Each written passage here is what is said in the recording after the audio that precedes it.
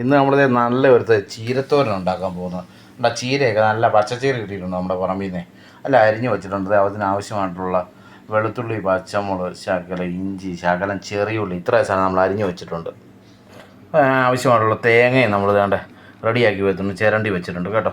അപ്പോൾ ശരിയെന്ന് കൂട്ടുകാരെ, നമുക്ക് പതുക്കെ അങ്ങോട്ട് ചട്ടി അങ്ങോട്ട് വെച്ചിട്ട് എണ്ണ ഒഴിച്ചിട്ടുണ്ട്. അപ്പോൾ ആദ്യം നമുക്ക് ശകലം കടുക് ഇട്ടങ്ങ് തുടങ്ങാം. നമ്മൾ കടുകൊക്കെ പതുക്കെ പൊട്ടി വന്നിട്ടുണ്ടെങ്കിൽ 2 കരിയാപ്പിലും കൂടെ ഇട്ട് കൊടുത്ത് നമുക്ക് ഉള്ളിയും പച്ചമുളകും വെളുത്തുള്ളിയും ജസ്റ്റ് ഒന്ന് വാട്ടിയെടുക്കാം. നമ്മുടെ ഉള്ളിയും വെളുത്തുള്ളിയും പച്ചമുളകും ഒക്കെ നന്നായിട്ടൊന്ന് വാടി വരട്ടെ. അത് കഴിഞ്ഞ് ചില മഞ്ഞപ്പൊടിയും കൂടെ ഇട്ട് കഴിഞ്ഞിട്ട് വേണം നമുക്ക് തേങ്ങ ചേർക്കാൻ വേണ്ടി.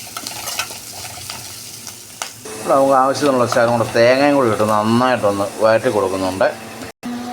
ആ തേങ്ങയൊക്കെ നന്നായിട്ട് വഴണ്ടി വന്നിട്ടുണ്ട് കേട്ടോ. തേങ്ങയൊക്കെ നല്ല സെറ്റായിട്ട് വരണം. അതിന് നമുക്ക് ചീര ഇട്ട് കൊടുക്കാം കേട്ടോ. ചീരയൊക്കെ നന്നായിട്ട് ഇട്ട് കൊടുത്ത് തേങ്ങ എല്ലാം ഇട്ട് മിക്സ് ചെയ്ത് ചില ആവശ്യത്തിന് ഉപ്പും കൂടെ അങ്ങ് ചേർത്ത് നമുക്ക് നന്നായിട്ട് അങ്ങ് ഇളക്കി കൊടുക്കാം.